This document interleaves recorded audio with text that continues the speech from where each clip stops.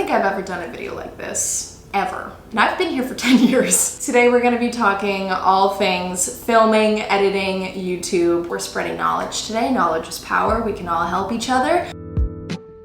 Let's get into equipment. What do I use to film? All of that sort of stuff. The camera that just about every YouTuber has, I feel like, or any YouTuber that vlogs, is the Canon PowerShot G7X. I have the Mark II. It's got the flip up screen, which is great because you can see what the lighting looks like, what you look like, etc. It's a great point and shoot camera, really easy to use, and the quality is awesome. My favorite tripod to use with this vlog camera is the Manfrotto handheld tripod. I love this tripod. It comes with 3 legs. You can spread them apart, and then also if you hold down this little button you can rotate the angle of your camera. Quite often people will pair these two together. The camera that we are shooting on right now is the Canon EOS M50. It's basically like a smaller version of your classic DSLR camera, so I've played around with the 80D, the T4i, the T3i. This one is my favorite because it is much smaller, so it's more compact.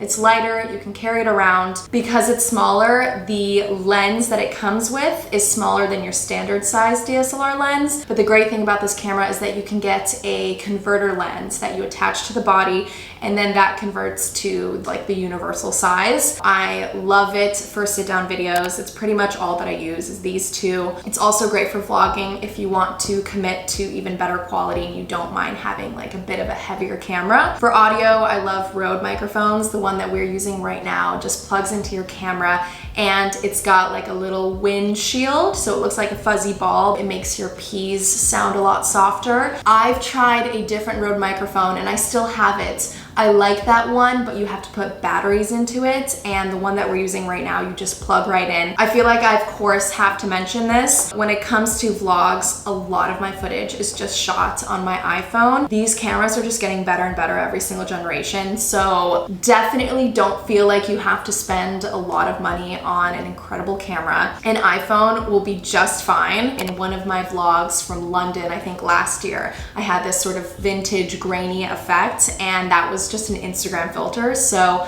I filmed a bunch of videos, airdropped them to my computer, and had this cute Christmassy vibe. I can't find it right now, but I have one of those fisheye clips that you just clip onto your phone, and I use that in my Coachella video. It kind of looks shitty, but that's sort of like the cuteness about it. I think messing around with different things like that just makes your video look more interesting and more fun. There's ways to get creative with literally just using your phone. Quick thank you to Casetify for sponsoring this portion of today's video. If you guys are gonna be shooting with your iPhone, you have to make sure that you have a protective case. The case that I have on my phone right now is from Casetify. I've been really into the simple look lately, but if you want to get a more personalized phone case, you can choose from thousands of different designs, or you can also customize it on their site. So you can choose between different colors. You can also add custom text to have it say your initials or your name or whatever you want it to say. This phone case also has military grade drop protection. It's engineered with a 2-layer construction of Chi-Tech material, making it drop test approved for up to 6.6 feet. Whether you want to pick out a phone case from thousands of different designs or customize your own, be sure to go to casetify.com/ClaudiaSulewski today to get 20% off your order. And of course, I will have all of the information and the necessary link in the description. I haven't had to use this in a while, but for my higher quality videos where we have drone shots, I use this for traveling all the time. I have a drone from DJI. This drone is so cute. It looks like a little beetle or like a little insect.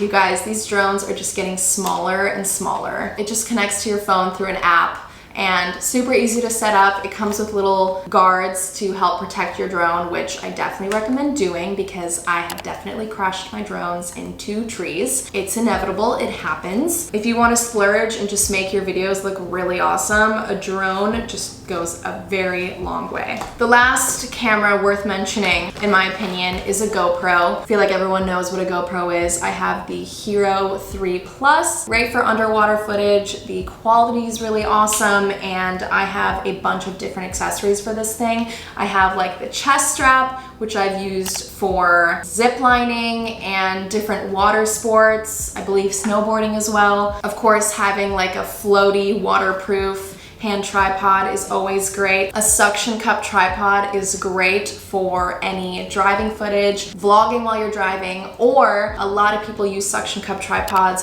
for filming tutorials. So you can just suction cup this onto your mirror, and I just hang my camera upside down. I flip the footage when I edit it. You can also suction cup it to a window to get really great lighting. Another device worth mentioning is just an external hard drive. Make sure that you are downloading all of your footage and saving it somewhere just in case if something happens. I will link which lighting I use. I don't use it very often because I don't like getting overheated, and I just think the look of natural light is unbeatable. You just gotta be careful with natural lights because if it's a really cloudy day, it's gonna keep changing. So once again, I'll link what I use. I just like them because they're smaller, they're not large and bulky like softbox lights. Let's get into editing. This is personally where I feel like I have the most creative freedom. You can take the most simple footage and turn it into a really interesting story. I think that is what YouTube is about, is creating these little stories. All of the vlogs that you guys see, it usually looks like I am just vlogging an entire day, but most of the time that footage is being shot throughout the week and it's multiple days, but I string everything together. And I think that's important because so much about YouTube is just letting the video flow and making it really easy for someone to watch. I use Final Cut Pro X to edit. It really levels you up and gives you way more options in terms of transitions and effects and all these different things like keying and masking and things that you just kind of need along the way to achieve a certain effect. For thumbnails, I finally upgraded to Photoshop during quarantine. For the last like 10 years, I have been using PicMonkey.com. Listen, if there's a will, there's a way, but now we're on Photoshop and I am never going back. For different sort of editing accessories, plugins, all that stuff, if you just Google Final Cut Pro X plugins, so many websites will come up. One of my favorites is Motion VFX. From that website, I use MLUT to color grade my videos.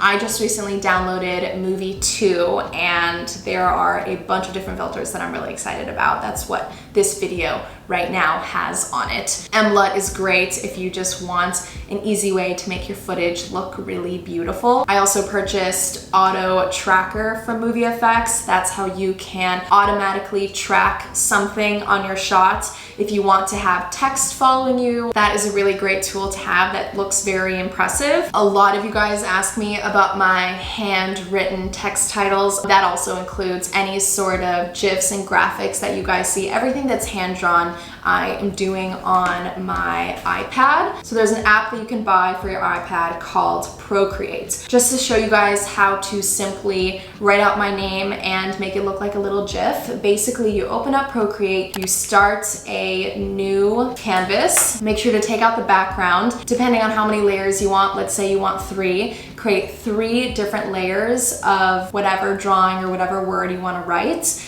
Make sure that you have all of them selected, and then you just export it as a PNG GIF. And from there, you just airdrop it straight to your computer. It just adds a lot of personality to your video and makes it feel that much more personal. What we're gonna get into now is my most favorite part. I feel like the tips that I'm gonna give you guys, I often don't hear anyone talking about. One of the more consistent comments that I always get on my videos are people being like, how was this video 12 minutes long? It felt like it was 4 minutes. There is a formula to how that happens. At least in my head. Obviously, make sure to cut out all of your ums, or most of them, as natural as you can make it. Cut out your pauses. Don't talk about it, show it. I think that's really important to keep in mind when you are vlogging and showing your day. So it's way more effective to just show yourself doing like a quick little montage transition in between two talking bits. Also, something that I really like doing is overlaying footage. So let's say I'm talking about my day. Rather than talking about what you're doing and then later showing that thing,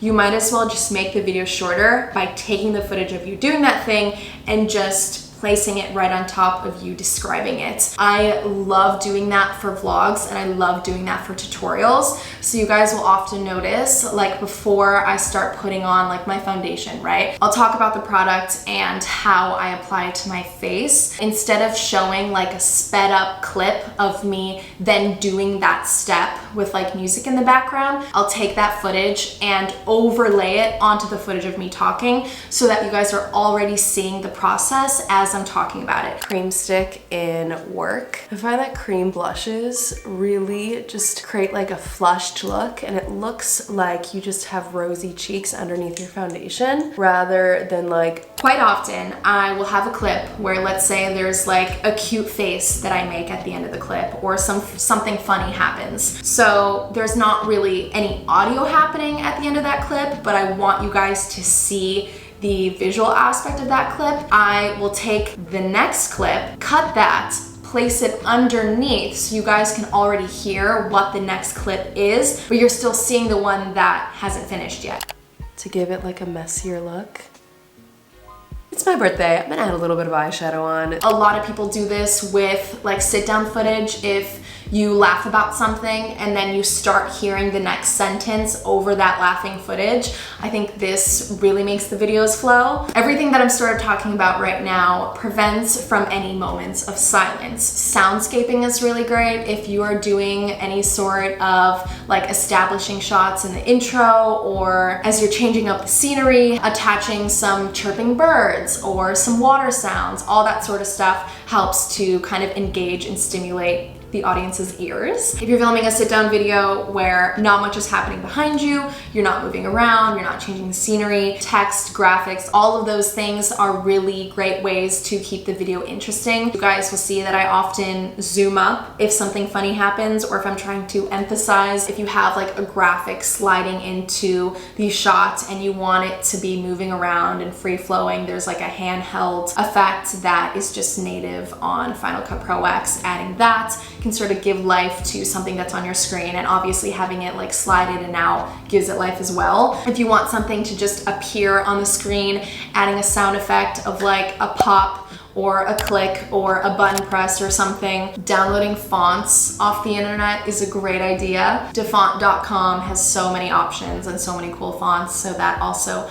helps to sort of keep yourself inspired and excited about sort of switching things up and downloading different things. This sort of falls under the category of like living your life versus vlogging, because a lot of the footage that I film is very personal. I'm showing life experiences happening while I'm traveling or while I'm at home, and sort of like the number one tip that I carry with myself is if a really special or funny moment is happening, just live that out and create a different memory on camera. I find that this really helps when you're vlogging around others and you want them to be themselves and natural. Like if something exciting is happening and you whip out the camera, like that sort of can throw off anyone around you and it can ruin the moment. So every time I pull out a camera, I make sure that I already have something to say or something to show immediately, and that way you can create and sort of experience organic moments because the camera's out, rather than having to disrupt a pre-existing moment. Those are all of my sneaky little tips and tricks on how I edit my videos. I hope you guys enjoyed this video, and I hope I delivered what you requested, because you guys ask me all the time to film a video like this. Thank you guys so much for watching. Once again,